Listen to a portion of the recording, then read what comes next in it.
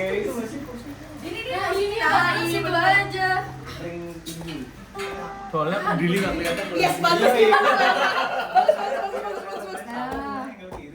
Mainnya nggak kelihatan dong. Gak usah kayak gitu dong. Ini nih apa sih? Dinaikin aja. Apa kakinya itu. Kakinya. Ya, naikin. Ini gimana sih? Oh ini. Yang bulat. Salah dong. Oh mau kayak gitu ya bisa sih. Wede. Ayo kakak keranjang nomor 3. Boleh talasenya kakak. Ayo untuk yang baru pertama datang kakak Michelle. Etalase nomor 3. Iya etalase. Udah. Gue bisa panggil Michelle lagi kalau di live. Kakak Michelle. Betul lagi. Karena Michael.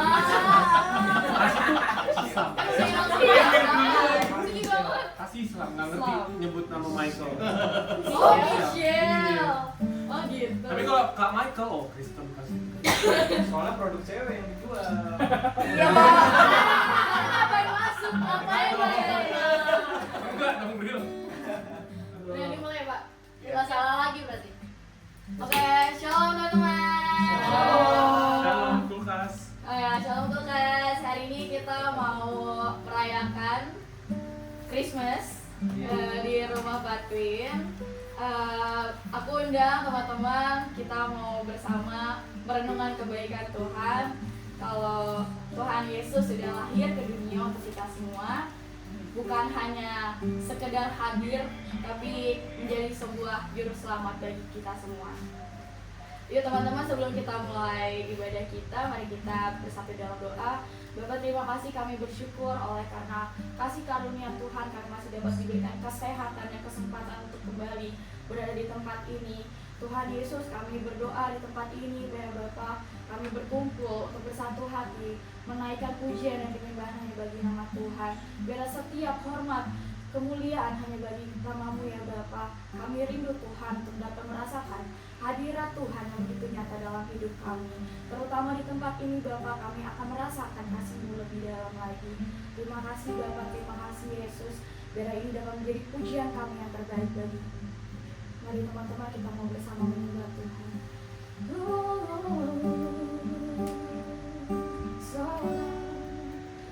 Seorang anak lahir untuk kita, seorang putera diberikan,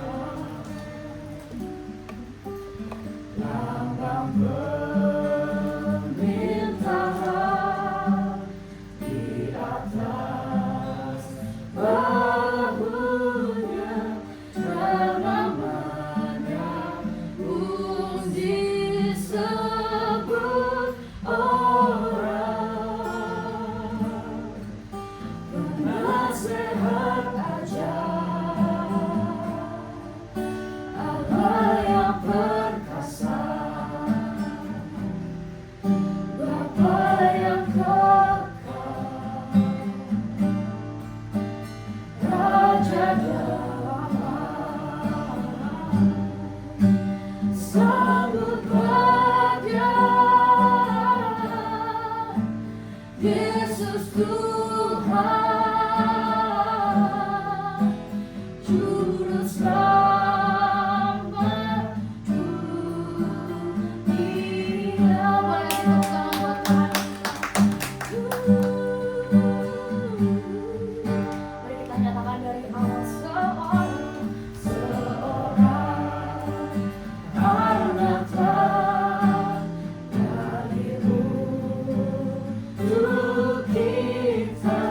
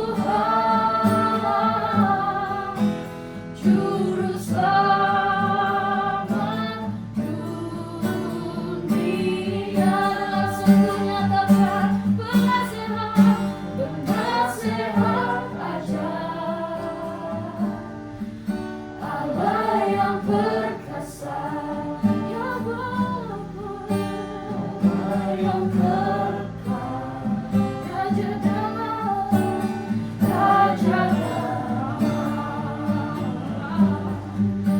sangguplah Dia, Yesus Tuhan, Juru Selamat dunia.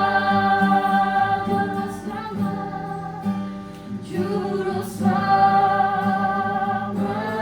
dunia. Juru Selamat ya Tuhan, Juru Selamat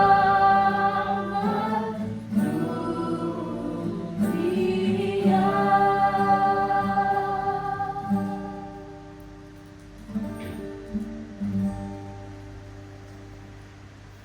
Tuhan, terima kasih kami bersyukur Tuhan buat malam hari ini kami boleh bersama-sama memperingati hari Natal Tuhan secara sederhana sebagai kulkas Tuhan. Kami bersyukur untuk kehadiran-Mu, kelahiran-Mu 2000 tahun yang lalu sebagai putra Tuhan, sebagai anak tunggal Allah yang membawa misi penyelamatan buat setiap kami sehingga kami boleh ada sebagaimana kami ada hari ini semua karena anugerah-Mu ya Abba.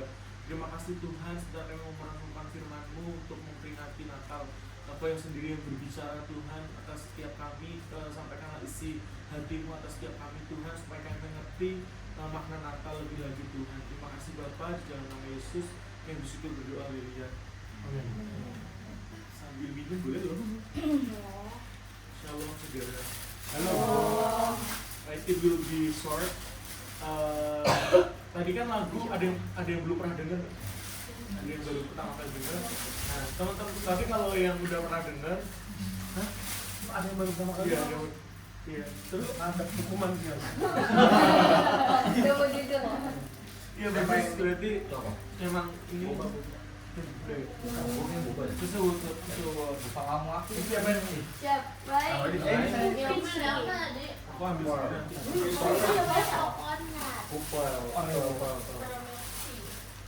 Itu kayak punya aku. Yang 4 Iya, bongcok. Ini milk tea siapa? Guys, Choco milk tea. Mau cedot. Klasik milk tea. Oreo Choco. Ini smoothies ya? Bodoh amat. Nama gue ada siapa dulu? Yang itu Jimmy Coklat. Oh ya, Oreo ya. punyanya Keisha. Gak tau deh. Lah, Ini yang siapa? Ini siapa? Marilyn belum. Gak dipencet lagi. Makanya dia dibuat Itu tuh ada yang 2 itu. Enggak, itu Nah, pas. ini aja. Pegang dulu tuh. Ini tuh namanya apa yang Oh, udah. Ih, lihat lu kan tadi pesan. Tapi dia nggak ada minum ya. Lah kok? Ada sih, ada sih. Ada sih. Enggak, tadi ada yang nggak dipencet kayaknya. Kok kurang sih? Parah bikin. Enggak, ini aja. Aku yang parah. Soalnya aku harusnya mencet dia, cuma aku latih. Pencet sekarang. Nah, tetap tenang. Pengharapan itu masih ada. Siap. Nah, apa namanya tadi belum ada yang belum pernah dengar tadi siapa aja yang baru pertama kali dengar lagu ini? Kamu pernah dengar ya untuk lagu ini? Pernah ya? Nah sebenarnya bagi yang udah pernah dengar ayat ini tau lagu ini tau nggak terinspirasi dari mana? Dari ayat Ayat ya dari Alkitab ya. Ya. Dari mana? Matius. Salah ya? Nah tapi Matius pun men-cite dari kitab di Perjanjian Lama. Ada yang tahu di mana? Di Yesaya. Jadi Itu kan punya alat. kata-kata Kenapa sih? Kamu lagi di ngomong, nggak bisa dengerin ya? Lagi gitu. Masih gak dengerin. Udah lanjut, lu bawa minuman sendiri ya? Ini aja. Tapinya Kalau ada gimmick dong. Nah, ayat ini tuh sebenarnya lagu ini tuh diambil dari ayat Yesaya 9 ayat 5. Yesaya 9 ayat 5. Nah, itu adalah nubuatan datangnya Mesias. Jadi Nabi Yesaya itu pernah menubuatkan akan datangnya seseorang yang memiliki gelar-gelar tadi. Yang penasihat ajaib, terus apa lagi Allah yang perkasa, Bapa yang kekal dan Raja damai. Dan nubuatan itu baru tergenapi 700 tahun setelah Nabi Yesaya ngomongin itu. Gitu. Dan itu namanya tentu saja adalah siapa? Tuhan Yesus. Nah, pertanyaannya adalah kenapa sih kok Tuhan Yesus punya gelar-gelar ini? Maknanya apa? Yang pertama tadi gelarnya apa? Coba kita baca dulu deh. Apa? Yesaya 9 ayat 5. 9 ayat 5. Kalau nggak salah. Aku enggak. Itu suatu itu. Itu Mereka mau dulu. dari itu ya. Siapa yang mana? Ini. Kayaknya elu kan tadi dipesenin. Tadi kayaknya bukan itu tapi Ini punya Marina bukan? Enggak tahu saya. kamu tadi pilih apa? Tapi gue cuma baca satu. Cuma satu dah. Biasanya nggak ada. Oh iya itu benar. Oh iya ya. Oh itu ini ya. Oreo ya. Tidak masuk lagi. Tadi ayatnya Udah, lanjut, kalau lanjut. bacain. Yesaya 9 ayat 5. Sebab seorang anak telah lahir untuk kita, seorang putra telah diberikan untuk kita, lambang pemerintahan ada di atas bahunya, dan namanya disebut orang, penasihat ajaib, Allah yang perkasa, Bapa yang kekal, Raja damai. Okay, thank you Debbie. Seorang anak telah lahir, kalau bahasa Inggris kan son, anak tuh child, terus seorang putra son. Nah, berarti ini merujuk siapa sih? Kenapa kok Tuhan Yesus disebut seorang anak atau seorang putra itu match? Karena orang bisa mikir, lu mah cocok-cocok logi. Tuh kenapa itu ditempelin ke Yesus? Belum tentu itu Yesus, tapi kenapa kok Yesus bisa match ke seorang anak atau seorang putra? Dia dilahirkan. Kenapa? Dia dilahirkan. Karena dia dilahirkan, tapi kan yang dilahirkan nggak cuma Yesus. Kenapa kok itu cocoknya untuk Yesus, bukan untuk anak-anak yang lain yang juga dilahirkan? Gelar seorang putra, seorang anak, itu kenapa match-nya untuk Yesus, bukan untuk pribadi yang lain? Paham nggak? Iya. Paham ya? Paham. Karena kalau nggak nanti yang lain bisa klaim, sosok lain juru selamat bisa klaim dirinya yang dimaksud ini. Nah, kenapa ini match-nya ke Tuhan Yesus? Karena Yesus itu adalah pribadi kedua dari Tritunggal. Dia kan apa son, Bapa, Putra sama Roh Kudus. Nah, dia itu pribadi kedua Sang Firman. Makanya Tuhan bilang di Yohanes 3:16, karena begitu besar kasih Allah akan dunia ini, maka Ia mengaruniakan Son anaknya yang tunggal, Jimmy. Halo Jim. Masuklah Jim. Ya.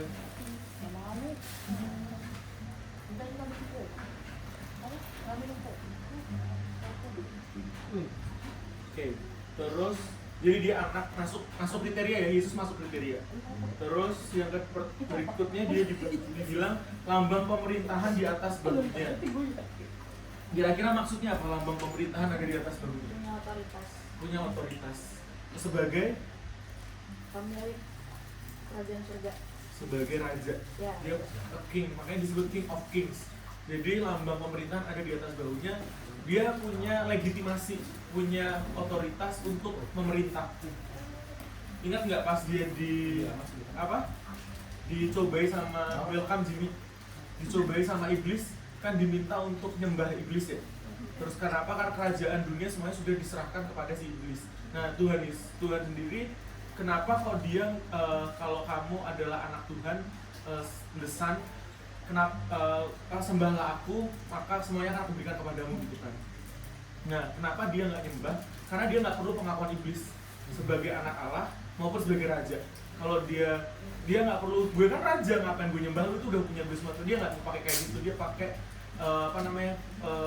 ada tertulis bahwa hanya boleh menyembah Tuhan Allahmu kayak gitu kan. Jadi dia nggak counter dengan gue itu king, gue itu anak Allah. Nah, kenapa dia bisa secure dengan statusnya sebagai anak Allah? Karena sebelumnya kan dia dibaptis, ya nggak, sebelum dia dibawa ke wilderness, ke padang gurun dicoba itu, dia dibaptis.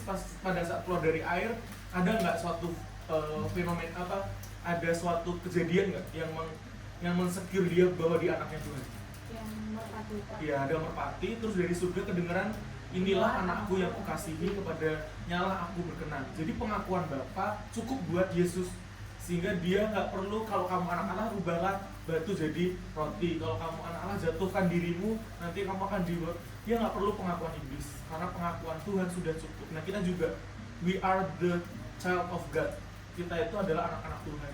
Walaupun mungkin di dunia kita nggak punya orang tua, udah nggak punya papa nggak punya mama misalnya, atau ada papa mama tapi kita tidak diperlakukan sebagai seorang anak, tetapi kita punya Bapa di surga, amen. Dan pengakuan Bapa cukup buat kita udah diadopsi kan. Ketika kita terima Yesus sebagai Tuhan dan Juru Selamat, kita diadopsi sebagai anak dan Dia akan bertanggung jawab sebagai seorang Bapa, amen. Nah, terus dibilang penasihat ajaib. Nah, kenapa Yesus disebut penasihat ajaib? Alet.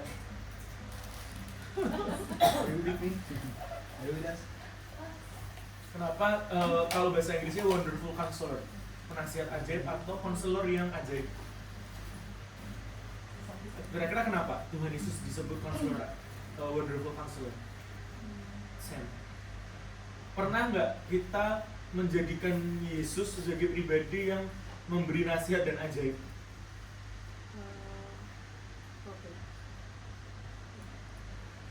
Kira-kira kenapa Tuhan Yesus disebut penasihat ajaib? Kan dia disebut itu nggak cuma asal doang kan, pasti ada makna, ada fungsi di balik sebutan itu. Misalnya Pak Supri adalah kaprodi. Kenapa dia disebut kaprodi? Karena dia punya otoritas sebagai seorang kaprodi, dia punya segala fungsi sebagai seorang kaprodi. Nah, kalau Tuhan Yesus disebut sebagai penasihat ajaib, berarti fungsi itu juga melekat pada Tuhan Yesus. Kira-kira apa fungsi penasihat ajaib? Teman-teman punya PA? Dosen PA?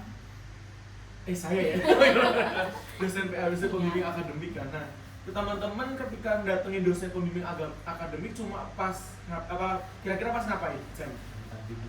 Bimbingan apa misalnya?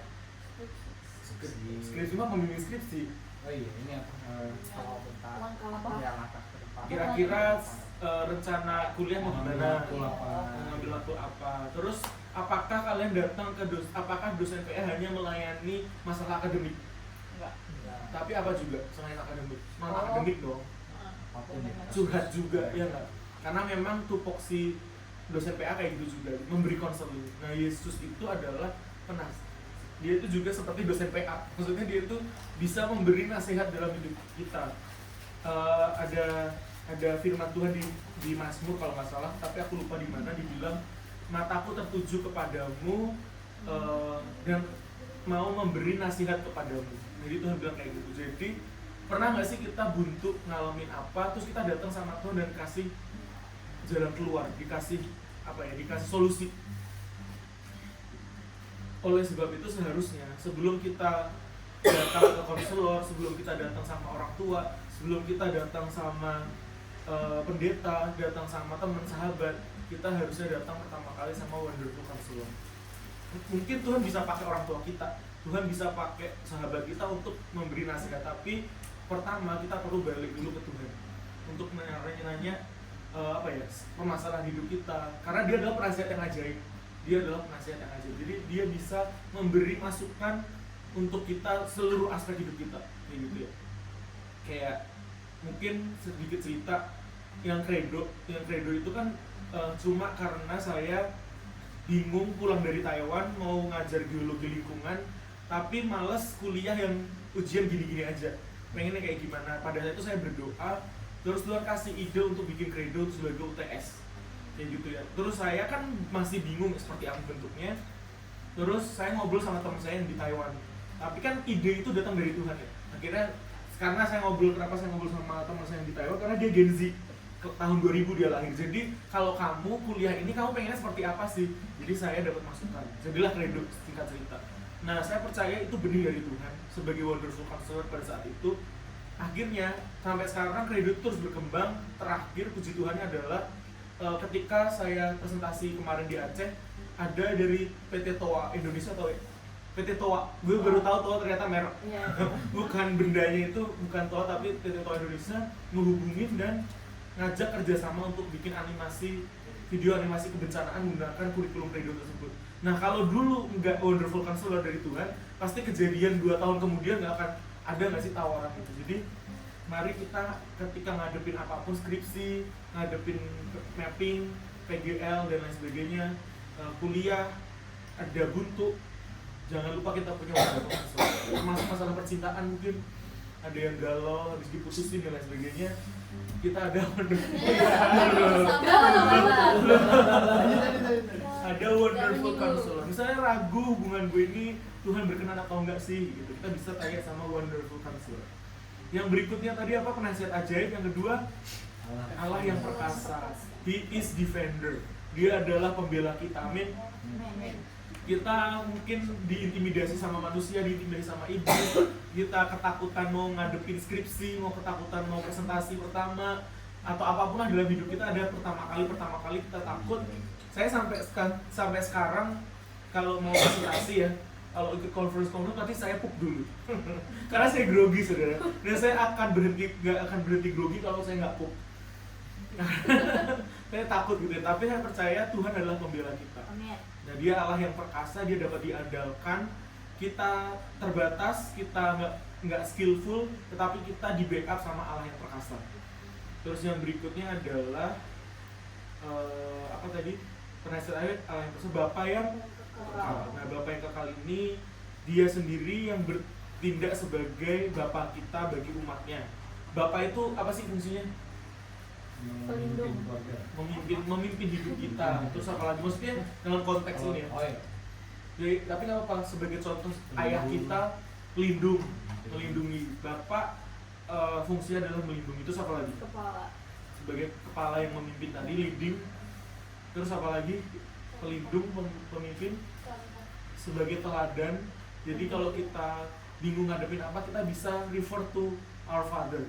Kalau kita ngadepin ini, kira-kira Yesus ngadepinnya gimana ya? Kita lihat di Alkitab. Oh, ternyata kalau ngadepin ini Yesus kayak gini nih. Kalau lagi diludahin, lagi dicaci maki, ternyata Tuhan Yesus gak ganti ludahin. Ternyata Dia cuma diem aja gitu. Terus apa lagi? Provider. Bapak itu provider. Jadi Dia juga akan bertanggung jawab untuk memelihara hidup kita sepanjang hidup kita. Once Dia adopsi kita sebagai anak, Dia akan bertanggung jawab untuk memenuhi hidup kita dan menjamin masa depan kita. Jadi nggak perlu takut, Tuhan pasti sediakan. Terus terakhir apa tadi? Penasihat ajaib, Allah yang perkasa, Bapa yang kekal. Nah, kenapa Dia disebut Prince of Peace? Bahasa Inggrisnya Prince of Peace. Kalau tadi Bapa yang kekal, Everlasting Father, Allah yang perkasa itu Mighty God. Terus penasihat ajaib, Wonderful Counselor. Kalau Raja Damai, Prince of Peace. Kenapa Dia disebut Prince of Peace?